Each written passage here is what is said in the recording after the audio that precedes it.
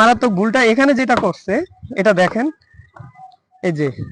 এই যে প্রথম হুক দিছে, বাট হুকটা যেটা আমাদের 135 ডিগ্রি হুক হওয়ার কথা, এই হুকটা কিন্তু দেয়নি।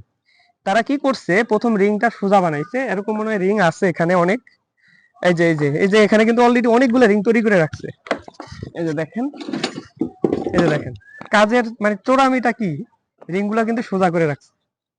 কেন আমার রিংটা সোজা হবে কেন? এটা তো আগের থেকেই হুক করা থাকবে, মানে না, এটা 135 ডিগ্রি হুক করা থাকবে, করার পরে তারপরে যে এটা বিমের ভিতরে প্লেসমেন্ট হবে, কিন্তু তা না করে পরে এগুলা কি করবে, এগুলা বাঁকা করে দিবে নাকি ওই সেই মানে মালিককে, মানে এখানে একটা ধোঁয়াশার ভিতরে রাখছে, যদি না দিয়ে পারি তাহলে বাঁচলাম, হ্যাঁ, এরকম একটা পলিসি। তো এখন এইভাবে রাখার কারণে যে প্রবলেমটা হয়েছে দেখেন, এই যে এখানে যখন আমি মেন বার 3টা দিলাম, এই এই হুকটা কিন্তু এখন বাঁকা করার সুযোগ নেই, একদম লেগে আছে।